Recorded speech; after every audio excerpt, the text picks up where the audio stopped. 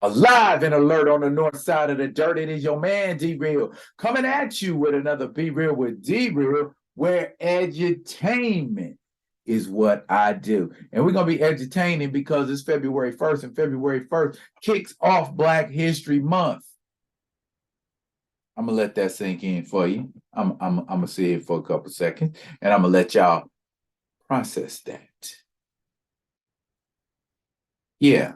Love Black people like you love Black culture. Love Nina Simone like you love hip hop music. Love Gil Scott Heron like you love Saul Williams. Love all of it, not just the parts you think should be impressed upon. Now, I'm going to do a top 5 today. And my top 5, in no particular order, are 5 movies I believe you need to watch this month. Matter of fact, that's what we call it this video. 5 movies you need to watch for Black History Month. And I'm going to tell you why. Just like I'm going to tell you what. But before I do either, I need y'all to do what you always do for me. Comment, like, subscribe, and share the Be Real with D-Real page so that when new material comes out, you get it. If you're digging, what a brother shoveling, put some dirt in my bucket, comment, like, subscribe, and share the Be Real with D-Real page. Now, without any further ado, 5 movies you need to watch for Black History Month. Let's kick it off with number 5.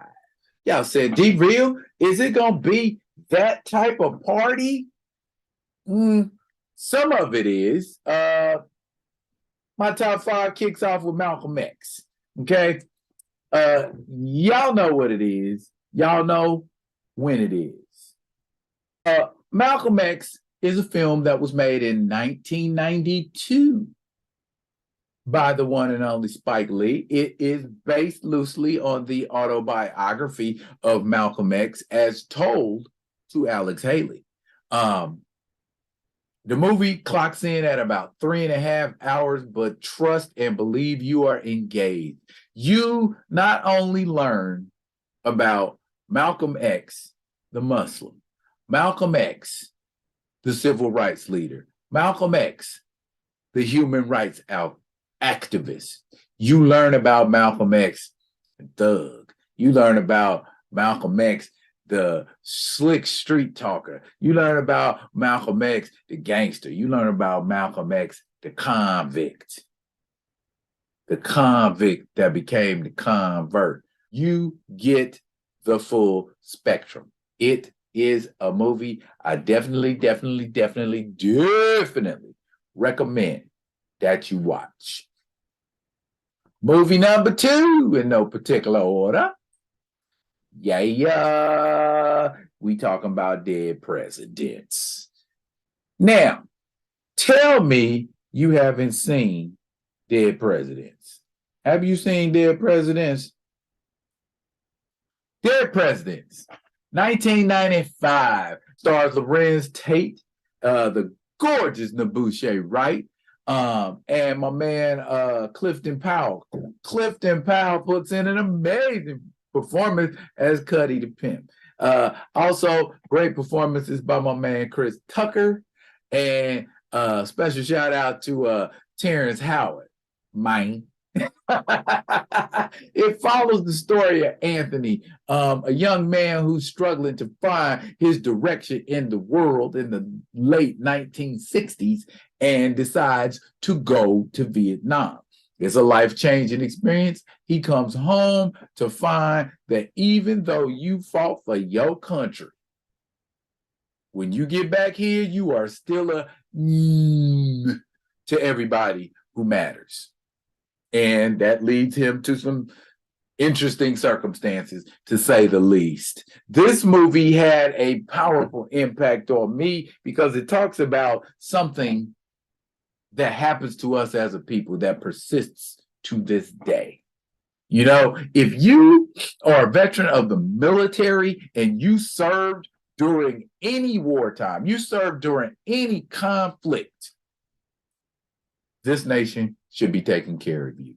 No questions asked. That's how I feel about it. If you went and risked your life for this country, that's a meritocracy, man. I feel like it should be based on the merits of what you've done. I don't think there's any higher honor in the United States that you can give than to put your life on the line for your country. That should count for something. And it's terrible that a lot of us, a lot of veterans come back from conflict, sometimes less of a man physically than what we left, and we are regarded as nothing, and in some cases less than nothing.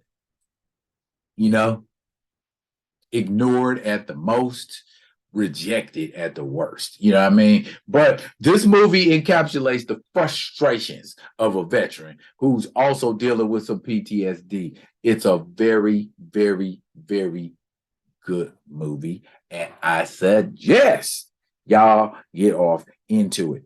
I know what you're saying. I know what you're saying. I know you like, D, how come all the movies that you are naming are old movies? Okay, well, what do you mean by old? Is this considered an old movie? It got 97% on Rotten Tomatoes. The Hate U Give is it's a story. I believe that's based on a book. And it follows the story of Star. And Star is basically what Star is doing is Star is code switching. And she goes to a really nice school, but she lives in the hood. So she's got a code switch at this school, and then she's got to go back in the hood, and she's got to remember she's still from the hood, and she's involved with one of her friends getting shot by the police. Now, ask me the significance of this movie right here. That's torn right out of today's headlines. It was made in 2018, and it stars Amandla Stenberg as Star Carter. She's the main protagonist of this story. I think it is well worth the watch. It is very well worth the watch. If you have not seen The Hate U Give, here, I'm going to do you a solid. You can watch it on Hulu if you got a subscription, or you can watch it on Amazon Prime. You can rent it.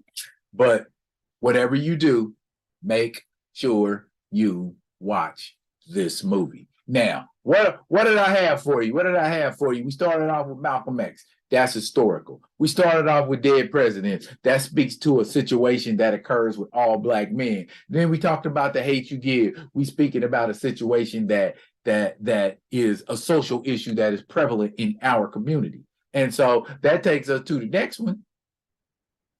Yeah, Black love. Black love. Now, go ahead and tell. Now, I regardless of how you may feel about Jada Pinkett Smith, Jason's Lyric is a fantastic movie and has an amazing cast. Jason's Lyric follows the love story between Jason and Lyric. That's right.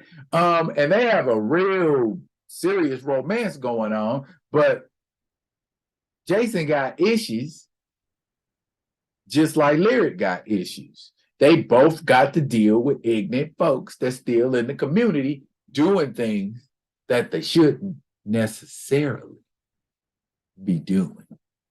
You know what I mean?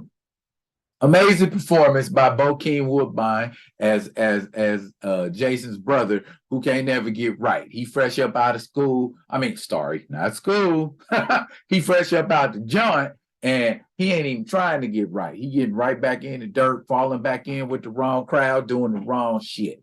Okay, and much like you might imagine, that turns out the way you mostly expect it But Jason's Lyric, 1994 crime drama, clocking in at about 2 hours, not too terribly long, is one to watch. You can watch your man Alan Payne there, G Money from New Jack City, Jada Pinkett Smith, regardless how you feel about her. Bokeem Woodbine, Tretch from Naughty by Nature, Eddie Griffin, and the lovely Lisa Nicole Carson. Man, what a freaking cast in that movie. It is definitely worth the watch. Last one on my list, we're going to go with a classic. If it ain't broke, damn it, don't fix it. You damn right. Shut your mouth. Shaft, the 1971 version with Richard Roundtree, not Samuel L. Jackson. The original Man in Black with the leather, with the little bitty pistol, and he's just shooting everybody, and it never runs out of bullets, and he's giving people the middle finger in Times Square. You know what I'm saying? It's John Shaft. He didn't just give the middle finger to folks in Times Square. He gave the middle finger to the man every chance he got. He was a policeman. He decided to become a private detective, and Shaft was that brother in the neighborhood. If you needed something handled, call Shaft. If you don't trust the police, call Shaft. If you need somebody handled, found, dealt with, call Shaft. He's a bad mother. Shut your mouth. Just talking about Shaft. 1971. What's so significant about Shaft? Shaft won an Oscar.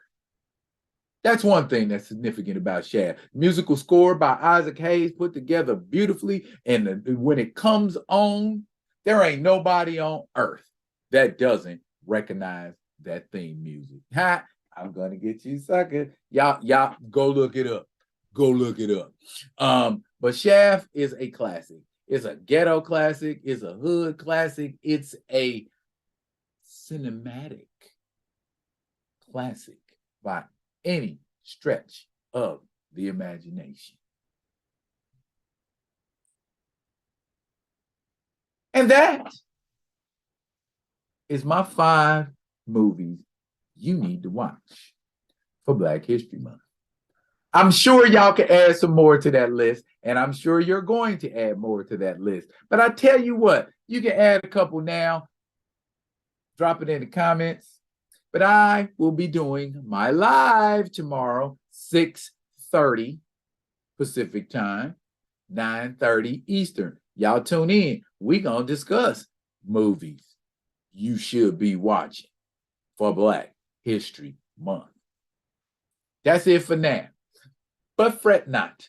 I will be coming at you with another one of them other ones. And until I do, y'all be good. Be good to each other.